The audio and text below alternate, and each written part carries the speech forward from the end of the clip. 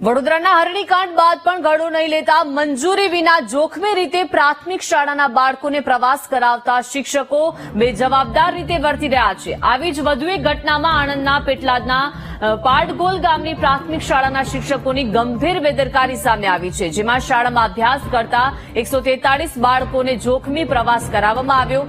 ગઈકાલે વડતાલ અને વિદ્યાનગરમાં ટેમ્પોમાં જોખમી રીતે પ્રવાસ કરાવ્યો। એટલું જ નહીં, કોમર્શિયલ વાહનમાં પ્રવાસ અંગેની ઉપલા લેવલે કોઈ જ જાણ કરવામાં આવી ન હતી। આમ મંજૂરી વગર જ કરવામાં આવી જોખમી પ્રવાસ કરાવવામાં આવે, ત્યારે જો ફરી કોઈ આવી દુર્ઘટના ઘટે તો જવાબદાર કોણ?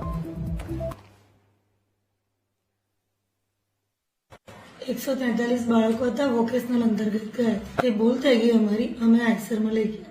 આ વોકેશનલ અંતર્ગત અમારે પ્રવાસ જેટલા નિયમોનું નથી કીધું, અમારે આજુબાજુ બિલકુલ 5 કિલોમીટર કે 7 કિલોમીટર નજીકમાં મુલાકાત માટે બાળકોને લઈ જવાનું છે, એટલે અમે મુલાકાત માટે લઈ ગયા। વોકેશનલ માટે જે અમારા બીઆરસી ભવનમાંથી સંભાળે છે એ બેનને જાણ કરી હતી। અમે જયારે મોટો પ્રવાસ લઈ જઈએ ત્યારે લક્ઝરીમાં જ લઈ જઈએ છીએ।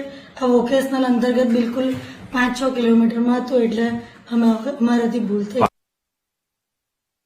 સાથે સંવાદદાતા ઘનશ્યામ જોડાઈ ગયા છે। ઘનશ્યામ, વડોદરાના હરણીકાંડ થયો તો પણ હજુ વિદ્યાર્થીઓને પ્રવાસ કરવામાં આવી રહ્યો છે જોખમી રીતે, એ પણ ટેમ્પોમાં, શું વિગતો?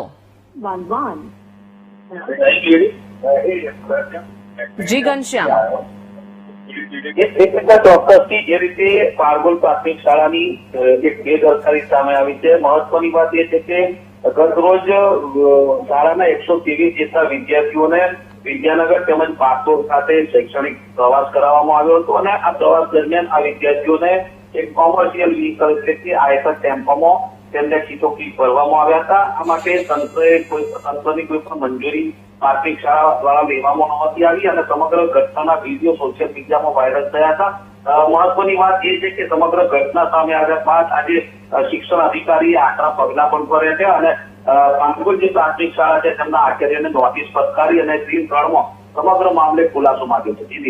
ઘનશ્યામ, મંજૂરી વગર જ આ રીતે જોખમી પ્રવાસ કરાવવામાં આવ્યો છે। એટલું જ નહીં, પરંતુ કોમર્શિયલ વાહનમાં પ્રવાસ કરાવવામાં આવી રહ્યો છે, અને આ અંગેની ઉપલા લેવલે કોઈ જ જાણ કરવામાં નથી આવી। ઘનશ્યામ, જે રીતે જે પ્રાથમિક શાળાઓ છે, જે શૈક્ષણિક સંસ્થાઓ છે, તેના દ્વારા અગાઉ અનેક દુર્ઘટનાઓ સર્જાય છે, તેમ છતાં પણ કોઈ સાવચેતી અપનાવવામાં નથી આવતી।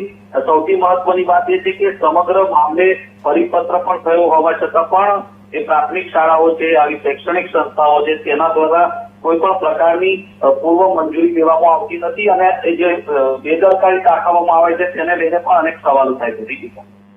જી આભાર ઘનશ્યામ, વિગત સાથે જોડાયા તે બદલ। તો વડતાલ અને વિદ્યાનગરમાં આ પ્રવાસ જે છે તે જોખમી રીતે કરવામાં આવ્યો છે। પાડગોલની શાળામાં શિક્ષકોની આ ઘોર બેદરકારી સામે આવી છે। બાળકોને જોખમી પ્રવાસ કરવાની મંજૂરી કોણે આપી, અને મંજૂરી વગર જ કઈ રીતે શિક્ષકો આ રીતે બાળકોને પ્રવાસ કરાવી શકે, તે મોટો સવાલ છે। મહત્વનું છે કે આણંદના પેટલાદના પાડગોલ ગામની પ્રાથમિક શાળાના શિક્ષકોએ ગંભીર બેદરકારી સામે આવી છે, અને બાળકોને જોખમી પ્રવાસ જે છે તે મંજૂરી વગર કરાવવામાં આવ્યો છે। હરણી બોટકાંડની દુર્ઘટના સામે આવી, ગુજરાતભરમાં તેના પડઘા પડ્યા, અને હજુ શિક્ષકો સુધરવાનું નામ નથી લઈ રહ્યા।